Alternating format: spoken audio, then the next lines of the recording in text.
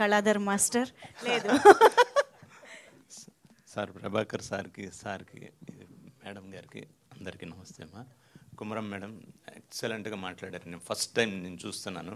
మీ మాటలు వింటుంటే నాకు నిజంగా ఇప్పుడు మైక్ పట్టుకుని సార్ ఒట్టుగా ఏడుపు వస్తుంది సార్. ఎందుకంటే రాంబాబు గారు లేదన్న విషయం చాలా బాధ. సరే వీళ్ళందరూ మాట్లాడి మొత్తం చల్లబడిపోయింది ఒళ్ళు అవుతాయి ప్రామిస్గా. ఏం మాట్లాడాలి, ఏదో మాట్లాడాలని వచ్చా, ఏం మాట్లాడలేకపోతున్నారు రియల్గా.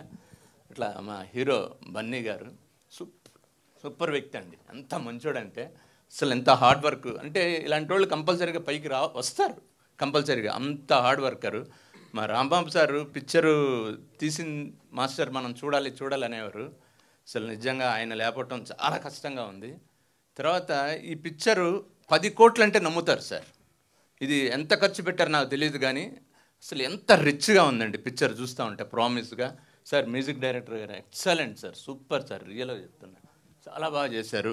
తర్వాత మా హీరోయిన్ చాలా క్యూట్గా ఉంటుంది, మూమెంట్స్ కూడా అట్లాగే బ్యూటిఫుల్గా చేస్తుంది.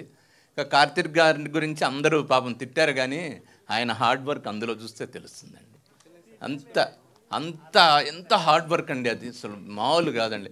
రియల్గా మీకు నేషనల్ అవార్డు కానీ అట్లీస్ట్ స్టేట్ అవార్డు అయినా రావాలండి, ప్రామిస్గా చెప్తున్నా. ఎందుకంటే అంత మరీ నేను చెప్పలేను, నా మనసులో ఉన్నది మాత్రమే చెప్తున్నాను. అంత బాగుందండి ఫోటోగ్రఫీ ఎక్సలెంట్. అందరూ టోటల్ ఆల్ టెక్నీషియన్స్.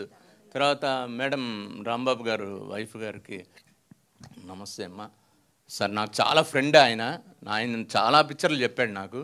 అట్లాగే చెప్పేటప్పుడు కూడా ఆయన సబ్జెక్ట్ చెప్తే ఎవరికైనా సరే చాలా బాగా అనిపించింది. పిక్చర్ చూడాలి అనుకున్నాను కానీ అది 29th చూస్తే ఇంకా డైరెక్ట్గా చెప్తాను. సారీ నేను ఏమన్నా పొరపాట్లు మాట్లాడుతుంటే చాలా సారీ, మాట్లాడలేకపోతున్నా ఫ్రాంక్గా చెప్పాలంటే.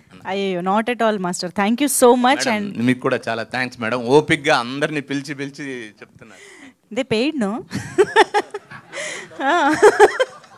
సో రాజు మాస్టర్ అందరికీ నమస్కారం. ఇక్కడ స్టేజ్ పై ఉంచిన పెద్దలకు